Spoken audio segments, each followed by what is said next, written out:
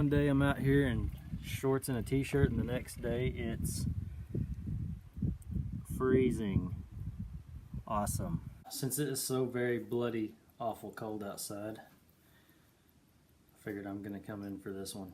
Okay, I'm gonna talk about sun gazing, some safety about it, just a couple of finer points about what it's all about. Now, if you just heard the word sun gazing and in your mind you automatically thought that's some kind of cult practice, that's some kind of devil worship practice, then okay, so your cult doesn't do it. No big deal. If you think the sun's evil or looking at the sun is evil, just remember who it belongs to. God created the sun, it's His, so it also belongs to me too. If you hear the word sun gazing and what comes to your mind is that that's something evil, then there's something wrong with your brain, because what is evil about the sun? You wouldn't be here if there wasn't a light source. Now, sun gazing for me is not sun worship. Totally big difference there. I do not worship the sun. If you worship the sun, then that's your choice, that's your thing, I don't care. Not my deal. I mean, how sad would your life be if you really believed that the sun is God? Okay, so He rises in the morning and sets in the evening, and then you're left alone all night long. That's not God. If you believe it, or if you want to believe that the sun is God, then that's your choice, not mine. The sun is the light source created for this earth. It's a creation.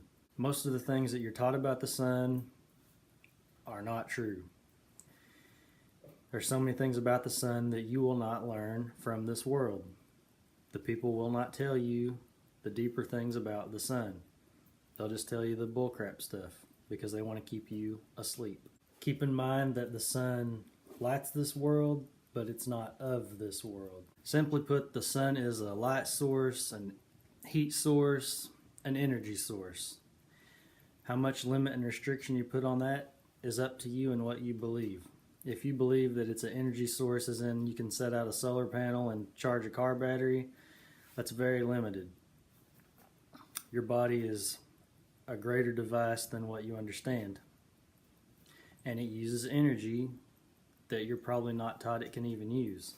So in a way, the sun can actually give you energy to recharge an energy that you run on. You would not be here without that light source in the sky. You would cease to exist, and everything down here would, because there has to be a light source, a heat source, and an energy source. A question would be, why do I do this? Why do I do it now? Well, when I was a kid, I used to do this all the time in very unsafe ways.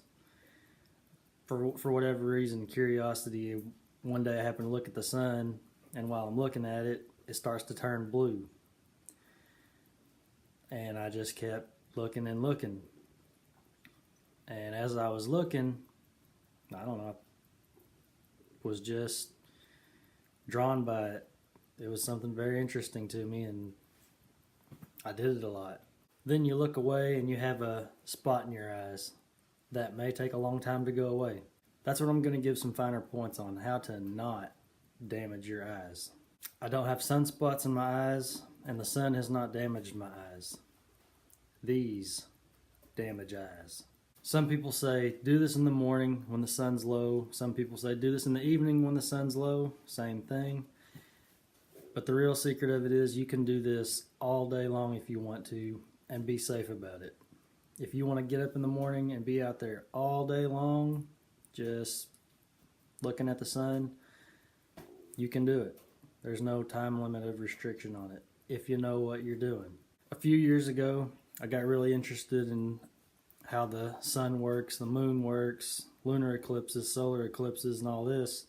And in the process of taking pictures, making video, I got reminded about, hey, I used to do this all the time when I was a kid, you know, as far as looking at the sun, and that's how I kind of got back into it. I thought, well, maybe there's something more to this than just burning my eyeballs out of my head. Then I found out better ways of even doing it. But why do I do it? Well, I find it to be extremely peaceful And while I'm doing it, I find it a very good time to pray, meditate. It's very effective for doing that. I'm not praying to the sun. I'm not talking to the sun. I'm praying to God.